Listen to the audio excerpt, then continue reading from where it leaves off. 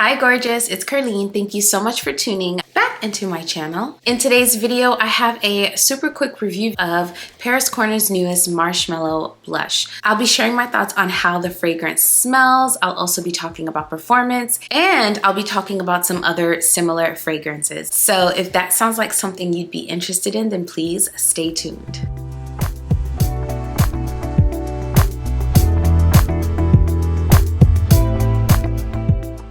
Hey friend, thank you for tuning back in for another one. I am so grateful that you're here. So before we jump in, per usual, I'd like to welcome those of you who may be new here. On this channel, I talk luxury, I do review videos, I share my fragrance journey, I share lifestyle here and there, and a little bit of encouragement is in every single video. So if any of those things pique your interest, then I would love to have you here. So go ahead and hit that subscribe button, and also be sure to turn on that notification bell so you know exactly when my videos drop. All right, let's get into it. So here it is, the fragrance of the hour, Marshmallow Blush. So I first heard about Marshmallow Blush from my beautiful subscribers, so thank you for alerting me that this was coming out. I caught this last week on Aroma Concepts and I immediately ordered. I had heard that this was supposed to be similar to Yum Boujee Marshmallow 81, and after looking at the notes, I still wasn't 100% sure whether that would be the case. But now, after having received it and after having gotten to know it for a little bit, I'm here to share my thoughts on this fragrance. So let's talk about the notes. Marshmallow Blush has notes of strawberry, raspberry, lemon, ambroxan, orange blossom, musk. It has sweet notes and marshmallow.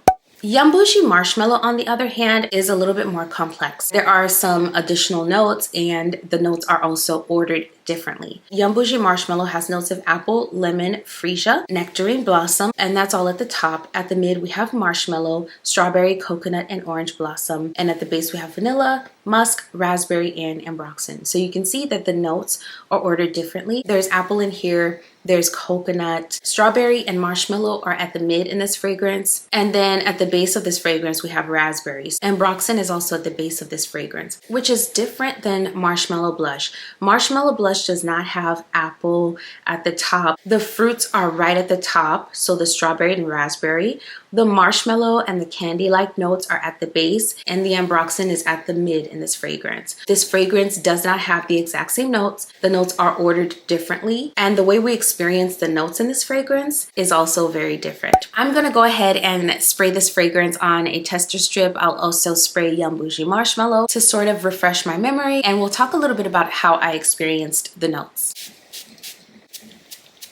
So right away, the first thing I noticed when spraying these two fragrances out is in the air, they smell almost exactly alike. It was literally like the same fragrance. A few of you said you watched a live where the company stated that this is not a dupe for Yum Boujee Marshmallow 81, and I think they have their reasons for stating that. The notes are very different. The way the notes are ordered is different. And when I think about it, I don't think they've ever come out and stated that they have made a dupe. So I don't think that's something that we can expect from them. But what I do know is that as consumers, it's something that we picked up on because we have noses, and our experiences and our noses have led us to find these amazing dupes for some of the fragrances we know and love. So I think you just have to go with your nose, take your favorite reviewers' review with a grain of salt, and go from there. Today, I'm simply sharing my experience and my opinion with you to give you some more information as you make your own shopping decisions.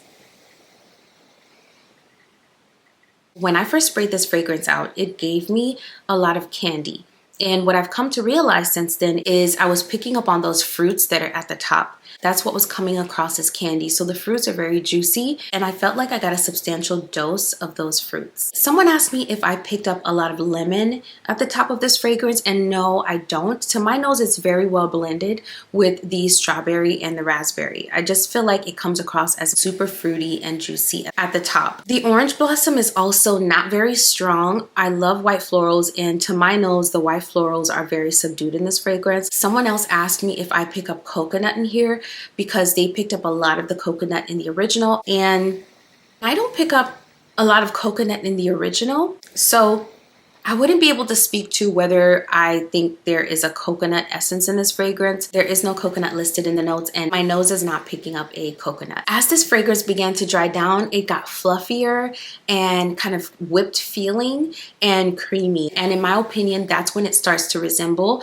Yum Boujee Marshmallow 81, is as it starts to dry down, it starts to get like fluffy, creamy, whipped feeling, probably because of the marshmallow and those candy notes at the base. And then you really start getting that cloud, that like sweet, fluffy, fruity vanilla cloud. So a lot of people stated that they got a strawberry milkshake from Yum Boujee Marshmallow, but to my nose, I didn't pick up a strawberry milkshake.